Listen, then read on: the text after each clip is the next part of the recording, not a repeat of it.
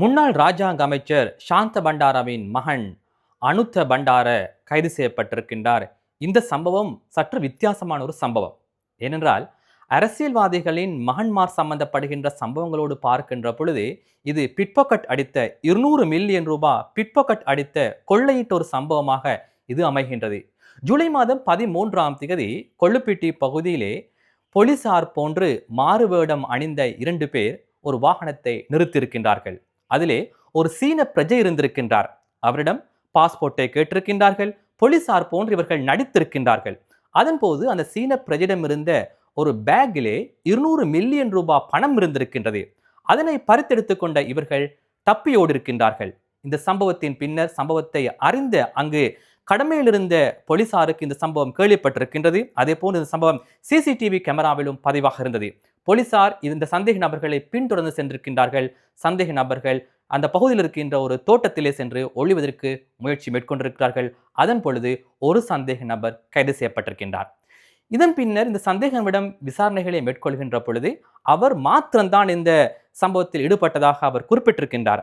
ஆனால் பின்னர் அவருடைய கையடக்க தொலைபேசி மற்றும் தகவல்களை சேகரிக்கின்ற பொழுது இதனோடு மேலும் 4 பேர் தொடர்புபட்டுள்ளமை அறிய கிடைத்திருக்கின்றது. அதிலே ஒருவர் தான் சாந்த பண்டாரவின் மகன்.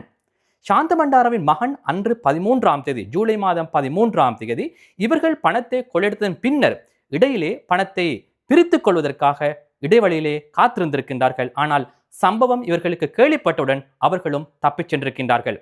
சம்பவத்தின் பின்னர் போலீசார் விசாரணைகளை மேற்கொள்கின்ற பொழுது மொத்தமாக 4 பேர் இந்த சம்பவத்தோடு தொடர்புபட்டிருக்கின்றார்கள்.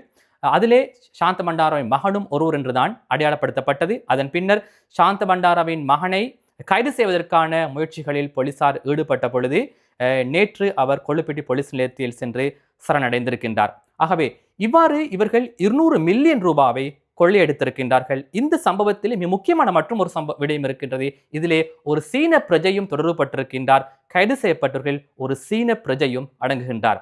ஆகவே அரசியல்வாதி ஒருவரின் மகன் 200 மில்லியன் ரூபாவை கொள்ளையடித்த சம்பவம். ஏனென்றால் சாதாரணமாக கடந்த காலங்களிலே அரசியல்வாதிகளுடைய மகன்மார் கொள்ளையடித்த சம்பவங்கள், அவருடைய மோசடி சம்பவங்கள் சம்பந்தமாக நாங்கள் கேள்விப்படுகின்ற பொழுது அது ஒரு வித்தியாசமான சம்பவமாக இருக்கும். ஏனென்றால் அவர்கள் அரசியல் இருக்கின்ற பொழுது அவர்கள் ஏதாவது ஒரு ப்ரொஜெக்டை எடுத்துக்கொள்வார்கள், அதில் கொமிஸ் அடிப்பார்கள்.